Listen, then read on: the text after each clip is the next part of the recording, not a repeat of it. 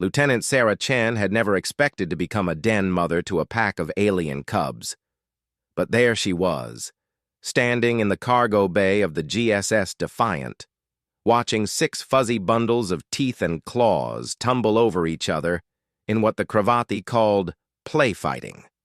To human eyes, it looked more like attempted murder. The Cravathi were the galaxy's apex predators, or at least they had been before humanity showed up. Standing nearly 8 feet tall with 4 arms, razor-sharp claws, and fangs that could pierce standard combat armor, they resembled what would happen if a bear and a tiger had a baby, then gave it an engineering degree. Their fur ranged from deep midnight black to silver gray, and their eyes glowed faintly in the dark. Sarah had been assigned to the Defiant 6 months ago as a logistics officer. It was supposed to be a simple posting, managing supply chains and coordinating resource distribution across the joint human Cravathi fleet. The war against the Zelthron Collective had made strange allies of Earth and Cravath Prime, 2 species that had nearly come to blows when they first made contact. Everything changed when the Cravathi colony ship Eternal Mother had been destroyed by a Zelthron ambush. 300 adults dead in an instant. Only the nursery pod had survived, ejected automatically when the ship's AI detected the fatal damage. The Defiant had been the closest vessel, and Sarah had been the one to suit up and go retrieve it. She still remembered opening that pod, expecting to find maybe a dozen children. Instead, she had found 63 Cravathi cubs, ranging from barely weaned to adolescent. They were terrified, crying in frequencies that made her teeth ache, their fur standing on end. And they were orphans. The Cravathi crew aboard the Defiant had tried to care for them. But Cravathi culture was not sentimental about children. Cubs were raised communally in large groups by designated caretakers. Warrior caste Cravathi, like those serving on the Defiant, had little experience with younglings. They fed them, sheltered them, but there was no warmth in it, no comfort. Sarah had watched for 3 days as the cubs grew more listless, more withdrawn. The medical officer, a Cravathi named Grathkor, had explained that cubs needed physical affection to develop properly. Without it, they could fall into something the translator awkwardly rendered as the emptiness, a failure to thrive that could prove fatal. So Sarah had done something stupid. She had entered the holding area during her off-shift, sat down on the floor, and simply waited. The cubs had watched her with luminous gold and green eyes, suspicious and afraid. She had started talking to them, telling them stories about Earth, about her childhood dog, about anything and everything. The smallest cub, the one the crew had designated as Runt 7 of 12, had approached first. It was barely the size of a house cat, with oversized paws and ears that hadn't quite grown into its head. It had crept forward, sniffed her hand, and then climbed into her lap. Sarah had held very still as the cub curled up against her stomach, its body heat surprising through her uniform. Then it had started to purr, a rumbling sound that vibrated through her chest. One by one, the other young cubs had approached, piling onto and around her until she was buried in warm, fuzzy bodies. That had been 5 months ago. Since then, Sarah had become the unofficial caretaker for the youngest 20 cubs, the ones too small to be integrated into the adolescent training groups. They followed her everywhere, learned human words mixed with their native Cravathi, and absolutely refused to sleep unless she was present in the nursery. The older Cravathi crew found this both fascinating and disturbing. Humans, it turned out, were very good at caregiving. Better than Cravathi, which was a bitter pill for a warrior culture to swallow. Sarah's patience, her willingness to play meaningless games, her constant gentle touching and grooming, her soft sounds of comfort, all of it triggered deep instinctual responses in the cubs. They bonded to her. Hard. Grathkor had tried to explain it to her one evening, his translator struggling with the concepts. Among Cravathi, A cub bonding to an adult created a lifelong tie of loyalty and protection. The adult became pack mother or pack father, a relationship that superseded even blood ties. It was serious, sacred even. Sarah had just shrugged and said she was happy to help. She was good with kids, always had been. The fact that these kids could accidentally disembowel her with their play claws was just an occupational hazard. The problem started when High Command got involved. The Joint Human Cravathi Command Structure had been monitoring the situation aboard the Defiant with increasing interest.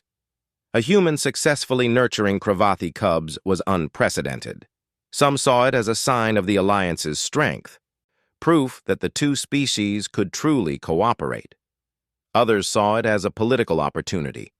The message had come through 3 days ago on official channels. Lieutenant Chen was to be transferred to Fleet Command Headquarters, effective immediately.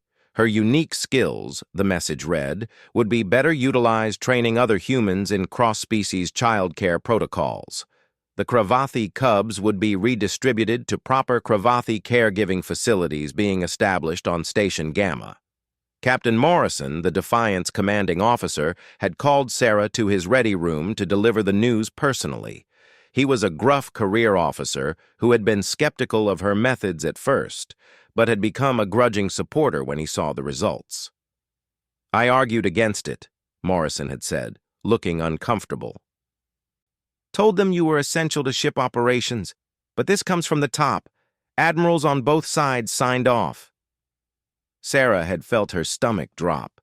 "The cubs. Sir, you can't separate them. They're not ready. The youngest ones, they're barely weaned. They need—" "I know what they need, Lieutenant, but this isn't a negotiation. Orders are orders." He had softened slightly. "You've done good work here. Important work. Maybe you can help more kids at headquarters." Sarah had saluted mechanically and left. She had walked straight to the nursery, where her cubs were playing under the watchful optical sensors of the ship's AI. They had sensed her distress immediately, clustering around her, making concerned chirping sounds. Runt, who now went by the name Smalltooth after Sarah had given all her cubs proper names, had climbed up her leg and perched on her shoulder. "Mama sad?" he had asked in halting English. His vocabulary had grown tremendously, a mix of human words and Cravathi concepts. "Mama has to go away soon," Sarah had told them, her voice breaking. "But you'll be okay. You'll go to a nice place with other Cravathi who will take care of you." The nursery had erupted in chaos. Cubs screeching, claws scrambling, small bodies pressing against her in desperation. They understood enough. They knew what go away meant. It had taken 2 hours to calm them down. That night, they had refused to sleep in their usual nests, instead piling into and around Sarah's bunk in her quarters. She had bent the rules about keeping cubs in personal spaces, too heartbroken to care. News of Sarah's transfer had spread through the ship faster than a computer virus. The Cravathi crew had mixed reactions. Some felt it was appropriate that cubs should be raised by their own kind. Others, particularly those who had watched Sarah work these past months, were troubled. Grathkor had been the one to tell the other cubs, the adolescents who were training with the warrior caste crew. These older younglings, ages 7 to 12 in human years, had formed their own bond with Sarah. She brought them treats from the human mess, played games with them during recreation periods, and never treated them as inferior despite their youth. Their reaction had been immediate and intense. The adolescents had gathered in the common area, their fur bristling, their eyes glowing with distress. The eldest, a 12-year-old named Sharp Wind, had been the first to speak the thought that was on all their minds. "If Pack Mother leaves, we follow." It wasn't a question or a debate. It was a simple statement of fact, delivered in the flat tone that preceded Cravathi combat decisions. The human crew members had started noticing changes in behavior, too. Sarah had become popular among the non-Cravathi personnel as well. She was friendly, competent, and had a talent for remembering everyone's names and asking about their families. The mess hall, where Sarah usually ate lunch with cubs climbing all over her, felt empty when word got out. Commander Lisa Park, the Defiant's executive officer, had sought Sarah out on the second day. "The crew is concerned," Park had said bluntly, "about you, about the cubs. I've got 3 different departments asking if there's anything we can do." Sarah had shaken her head. "It's high command. We can't fight it." "Maybe not," Park had replied, a calculating look in her eyes. "But there are proper channels for expressing concern, and there's nothing in regulations against the crew making their opinions known." By the 3rd day, the situation had escalated beyond anyone's expectations. The cubs, all 63 of them from youngest to oldest, had staged what could only be called a sit-in. They had occupied Sarah's quarters, specifically her bunk, and refused to move. Not just refused. They had arranged themselves in defensive positions, the older cubs forming a perimeter around the younger ones, all of them piled on and around Sarah's sleeping space. When crew members tried to coax them out, they were met with warning growls and the sight of very sharp claws. Sarah had been mortified. "You can't do this," she had pleaded with them, standing in her own doorway. "I'm in so much trouble already. Please, you need to go back to the nursery."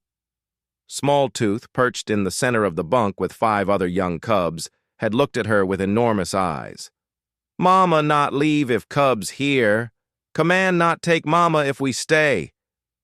It was simple cub logic, heartbreaking and futile, but the sentiment behind it was crystal clear. Captain Morrison had been forced to call an emergency meeting with the senior staff. "We have a situation," he had announced, which was perhaps the understatement of the year. "The cubs have essentially taken a hostage. Well, not a hostage. They've occupied Lieutenant Chen's quarters and won't leave." "Have we tried removing them by force?" asked the tactical officer, a Cravathi named Iron Claw. Grathcore had made a sound like rocks grinding together, the Cravathi equivalent of an incredulous laugh. "Remove 63 cubs by force, some of whom are adolescent and capable of inflicting serious injury, from a space they believe they are defending their pack mother in? That would be a bloodbath." "Can't we just seal the quarters and wait them out?" someone suggested. "They have a human in there with them," Park had pointed out. "Or rather, the human whose quarters they've occupied has to come and go. And the cubs need food, water, medical attention. We can't just ignore them." Morrison had rubbed his temples. "This is going to look great in my report. Unable to execute transfer orders due to mutinous cubs. They'll think I've lost control of my ship." But that wasn't even the full extent of it. The Cravathi crew members had started acting strangely too. They gathered in groups, speaking in low voices. They watched Sarah with what humans had learned to recognize as protective behavior. Several of the warriors had taken to standing guard near her quarters, ostensibly on random patrols, but clearly there with purpose. Sharp Wind had approached Morrison directly on the 4th day, accompanied by the 5 other eldest adolescents. It was highly unusual for cubs to address the captain, but the young Cravathi had been insistent. "Captain Morrison," Sharp Wind had said formally, his English nearly perfect. "We wish to file a formal protest under Cravathi pack law." Morrison had blinked. "Pack law? Lieutenant Chen is our pack mother by bond and by right. Removing her violates the compact of caretaking. We invoke our right to challenge the decision." It was at this point that the situation moved from complicated to genuinely serious. Cravathi pack law was ancient, predating their spacefaring civilization by thousands of years. It was rarely invoked in military contexts, but it was still legally recognized by the Cravathi government. A pack had rights, including the right to keep their pack members together. The problem was that the cubs were technically under military jurisdiction as refugees under fleet protection. But they were also civilians, technically children, and the laws were murky about how much authority the military actually had over them. Admiral Jacrath, the senior Cravathi flag officer, had been forced to personally contact the Defiant. The conversation had been tense, conducted over secure channels with Morrison, several Cravathi legal experts, and eventually Sarah herself present. "This is unprecedented," Jakrath had rumbled, her four arms gesturing in agitation. "Cubs do not challenge high command decisions." "With respect, Admiral," Grathcore had interjected, "these cubs have suffered trauma we rarely see. They lost their entire colony, their families. Every adult they knew died violently. They cling to Lieutenant Chen because she has given them what we could not: comfort, stability, affection.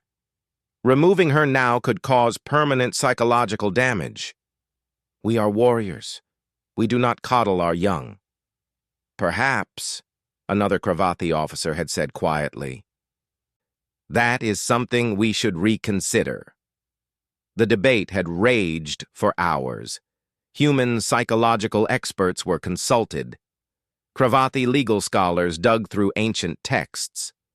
The cubs remained stubbornly planted in Sarah's quarters, bringing her food, keeping her company, and absolutely refusing to budge.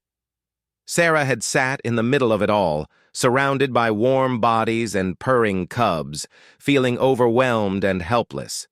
This wasn't what she had wanted. She had just been trying to help.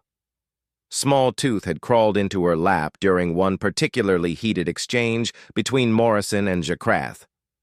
"Mama not leave us," he had said firmly, his tiny claws gripping her uniform. "We need Mama. Mama needs us."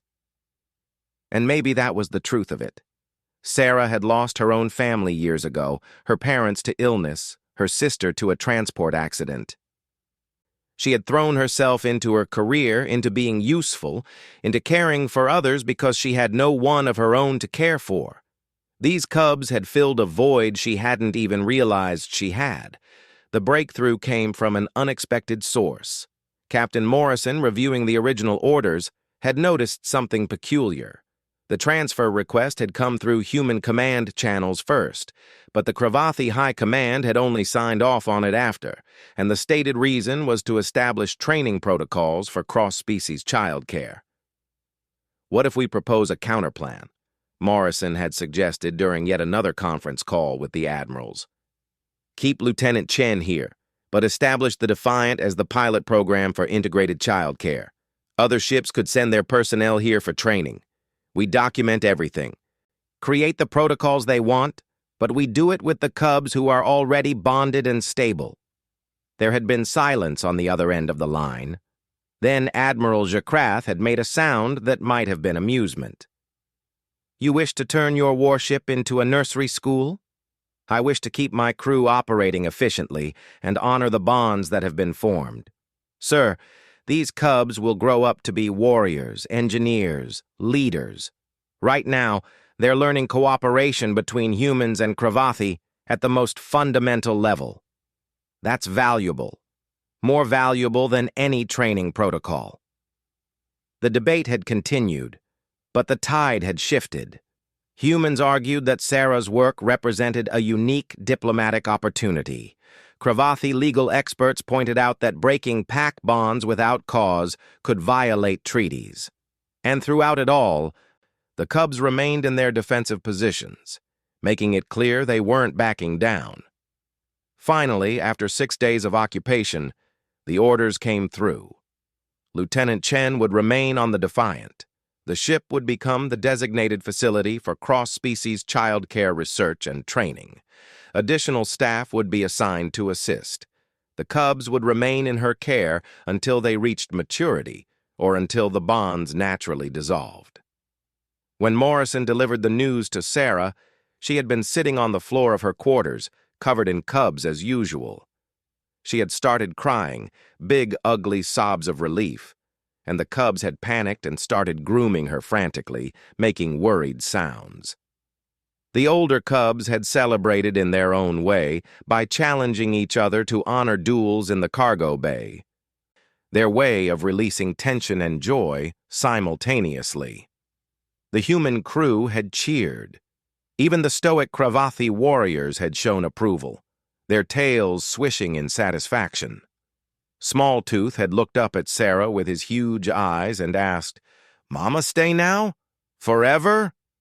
Sarah had hugged him close, feeling his rapid heartbeat against her chest. "Forever," she had promised, "or at least until you're big enough to not need me anymore." "Then forever," Smalltooth had declared firmly, "because we always need Mama."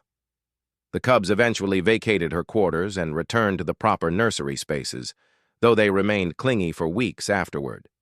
Sarah's duties expanded to include training personnel from other ships, documenting her methods, and essentially becoming the fleet's expert on Cravathi childhood development from a human perspective. But every night, when the ship's lights dimmed and the cubs settled into their nests, Sarah made her rounds. She checked on each one, groomed fur, told stories, and listened to their chatter about their day. And every night, without fail, Smalltooth and a few of the youngest would find their way to her quarters, curling up in her bunk. She never had the heart to turn them away. And if she was honest with herself, she needed them as much as they needed her. They had become her pack, her family, in a way that transcended species or military regulations. The galaxy was at war, ships were lost, people died. The future was uncertain and often dark. But in one small nursery on a human warship, cubs of a warrior species learned to play and laugh and trust, taught by a human woman who had simply decided to care. And when High Command had tried to separate them, the cubs had responded by defending their mother in the only way they knew how, by sleeping across her bunk and refusing to move. It was perhaps the most peaceful rebellion in military history, and it had worked. Sometimes, Sarah reflected, the universe got things right. Not often, but sometimes. And this time, she got to keep her cubs, and they got to keep their mama. Everything else would figure itself out.